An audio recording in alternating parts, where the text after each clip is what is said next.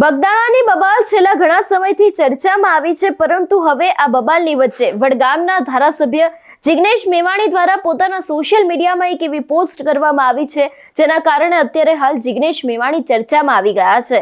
આડકતરી રીતે અને નામ લીધા વગર જિગ્નેશ મેવાણી દ્વારા સમગ્ર વિષયને લઈને શું કહેવામાં આવ્યું છે તેના વિશે આજે વાત કરીએ. નમસ્કાર, હું હંસિની અને તમે જોઈ રહ્યા છો નિર્ભય ન્યૂઝ.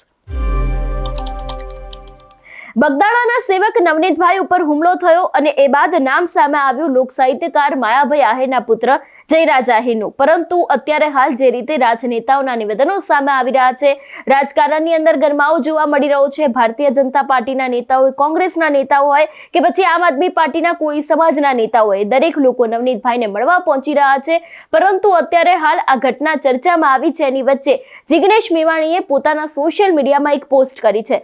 સૌથી પહેલા તો જો આ પોસ્ટ વિશેની વાત કરવામાં આવે તો અહીં લખવામાં આવ્યું છે, સત્તાનો નશો અને કાયદાની નિષ્ફળતા, ગુજરાતની કડવી હકીકત. ગુજરાતમાં આજે એક ખતરનાક પરંપરા ઊભી થઈ છે. નાનકડો વિવાદ હોય, બોલાચાલી હોય કે સામાન્ય તકરાર, સત્તાધારી પક્ષ સાથે જોડાયેલા લોકો સીધા હુમલા પર ઉતરી આવે છે, કારણ કે એમને કાયદાનો ડર જ નથી. પોલીસ તંત્ર અને ન્યાય બધા મૌન બની જાય છે એમના માટે. આ કોઈ દાદાનું રાજ નથી, આ તો દાદાગીરીનું રાજ છે. સામાન્ય માણસ આજે પોતાને અસુરક્ષિત અનુભવે છે અને ગુનેગારોને ખુલ્લી છૂટ આપવામાં આવી રહી છે. ભારતીય જનતા પાર્ટીના શાસનમાં સત્તાનો નશો એટલો ચડી ગયો છે કે કાયદો ફક્ત નામનો થઈ ગયો અને સત્તાના સંબંધો છે એ ન્યાયથી મોટા બની ગયા છે. કોંગ્રેસ સ્પષ્ટ કહે છે, કાયદો બધાના માટે સમાન હોવો જોઈએ.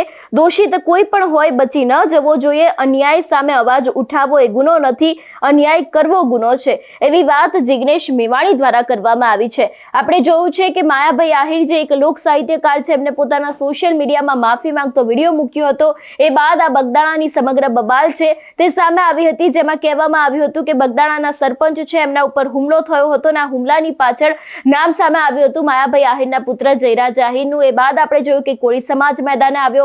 કોળી સમાજ દ્વારા ઘણા બધા નિવેદનો આપવામાં આવ્યા અને હવે જ્યારે સોમવારે સરકારને રજૂઆત કરવા જવાના છે એની પહેલા જ જિગ્નેશ મેવાણીની આડકતરી રીતે ક્યાંક આ એક પોસ્ટ સામે આવી છે કે જેમાં નામ લીધા વગર પણ વાત કરવામાં આવી છે. સત્તાના નશા વિશેની વાત કરવામાં આવી છે, જે અત્યારે હાલ ગુંડાગીરી કરવામાં આવી રહી છે, એ જ દરેક વાતને લઈને વાત કરવામાં આવી છે અને કહેવામાં પણ આવ્યું છે કે ગુનેગાર કોઈ પણ હોય, સજા તો થવી જ જોઈએ. અને ઘણી બધી વખત સંબંધો કરતા જે કાયદો હોય છે નાનો થઈ જાય છે અને સંબંધો મોટા થઈ જાય છે, એવી પણ વાત તેમના દ્વારા કરવામાં આવી છે. જિગ્નેશ મેવાણીના પોસ્ટ ઉપર જો ફરી એક વખત નજર કરવામાં આવે તો તેમના દ્વારા લખવામાં આવ્યું છે, સત્તાનો નશો અને કાયદાની નિષ્ફળતા ગુજરાતની કડવી હકીકત છે. ગુજરાતમાં આજે એક ખતરનાક પરંપરા ઊભી થઈ છે. નાનકડો વિવાદ હોય, બોલાચાલી હોય કે સામાન્ય તકરાર, સત્તાધારી પક્ષ સાથે જોડાયેલા લોકો સીધા હુમલા પર ઉતરી આવે છે, કારણ કે એમને કાયદાનો ડર જ નથી. પોલીસ તંત્ર અને ન્યાય બધા મૌન બની જાય છે એમના માટે. કોઈ દાદાનું રાજ નથી, આ તો દાદાગીરીનું રાજ છે. સામાન્ય માણસ આજે પોતાને અસુરક્ષિત અનુભવે છે અને ગુનેગારોને ખુલ્લી છૂટ આપવામાં આવી રહી છે. ભાજપના શાસનમાં સત્તાનો નશો એટલો ચડી ગયો કે કાયદો ફક્ત નામનો થઈ ગયો અને સત્તાના સંબંધો ન્યાયથી મોટા બની ગયા છે. એવી વાત તેમના દ્વારા કરવામાં આવી છે. એ બાદ પણ લખવામાં આવ્યું છે કે કોંગ્રેસ અત્યાર સુધી સ્પષ્ટ કહેતી આવી છે, કાયદો બધા માટે સમાન હોવો જોઈએ. દોષિત કોઈ પણ હોય બચી ન જવો જોઈએ.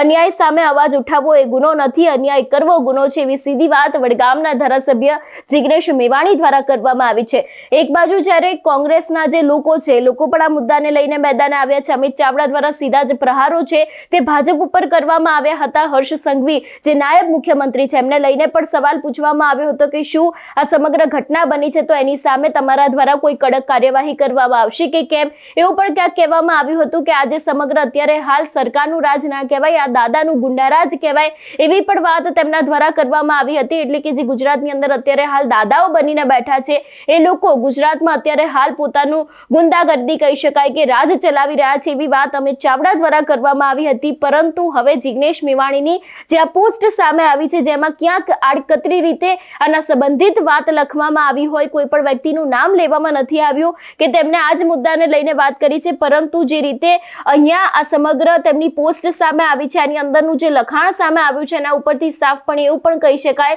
કે ક્યાંક આ મુદ્દાને લઈને જિગ્નેશ મેવાણી દ્વારા વાત કરવામાં આવી હોઈ શકે છે, કારણ કે અહીંયા સીધી જ વાત ગુંડાગર્દીને લઈને કરવામાં આવી છે, સત્તાધારી પક્ષને લઈને કરવામાં આવી છે, જે નેતાઓના સંબંધને લઈને વાત કરવામાં આવી છે અને કહેવામાં પણ આવ્યું છે કે ભાજપના શાસનમાં સત્તાનો નશો એટલો ચડી ગયો કે કાયદો ફક્ત નામનો થઈ ગયો અને સત્તાના સંબંધો ન્યાયથી મોટા બની ગયા છે, એવી પણ વાત તેમના દ્વારા કરવામાં આવી છે।